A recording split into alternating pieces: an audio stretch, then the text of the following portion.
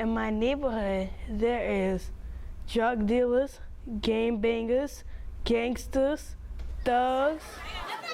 Because I saw that young boy who was about 6 years old at the time, and to me, he just looked like he had no hope. He looked like he was hopeless. He was on the sidewalk and he was actually eating dirt, literally. And at that moment, I was with my deputy chief, and at that moment, I said to him, we've got to do something to change this. And that's really where Camp Hope started. Very proud to be a part of Camp Hope. It was developed by the Mosaic Group, which emanated from Diversity Leadership Institute through Furman University.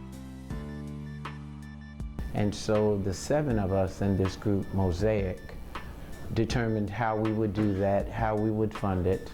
Of course, we used many of the resources of the city of Charleston, the YMCA, and the primary reason for its being founded was to reduce the level of crime in the community, to give the children something positive to do in the evening time, and to help increase or improve the level of relationship that was between the residents of the community and the police department.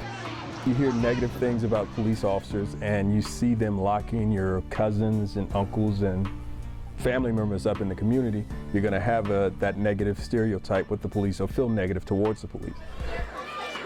Police officers were in these communities, kids would avoid them. They would not want to interact with the police officers. They would actually turn and go in a different direction if they saw police officers in the neighborhood. And to me, that was just unacceptable. That was not what I wanted the relationship between the police department and the community to be. I wanted the kids to feel like that the police were there to help them, that we were their friends. They come in, they're a little standoffish, but once you start talking to them, they realize, well, okay, he's human and he's cool on top of that, so he's just not locking people up. It works out well. Then they kind of warm up to you and they're more friendly towards you. What Camp Hope has done is further strengthen the bonds between our police department and the citizens of our neighborhoods. To have these positive experiences and to have a friend, a police officer, to have a role model, a mentor, a police officer, somebody trained and smart and kind and strong, well, it really is a life changer for our children as well. We've been able to build a significant volunteer base as we've built the camps, and it has just been a really wonderful experience, not only for the police department, but also for those people who volunteer. I volunteer at Camp Hope because I love the kids' enthusiasm and love showing them new things that they've never experienced before and giving them a chance to go beyond what they know life as it is right now. I like the volunteers that come to Camp Hope.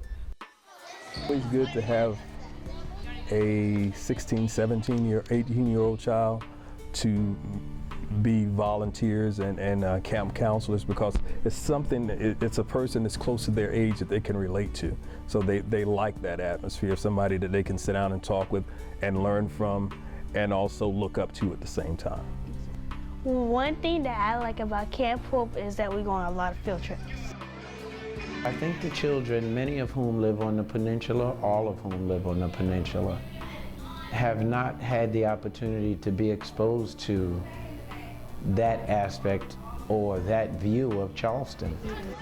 The kids experience new things that they've never seen before, and getting to experience that with them, it's really neat to watch them grow through those things. We only have them a couple hours a night, so what they're living day to day is more than any child should ever see. So we're trying to give them that, I guess, that peace away from home, but when you go back home, it's back to reality for them. All of these things are important because what it does is it gives the kids that are in some very tough neighborhoods who have been challenged historically with generational violence, is giving them an opportunity to see that they have an opportunity, that they do have hope.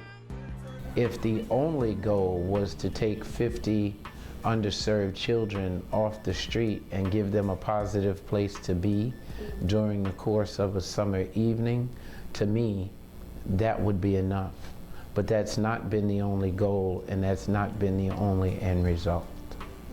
What it is that Camp Hope is doing, and that is developing the youth of today to be the adults of tomorrow.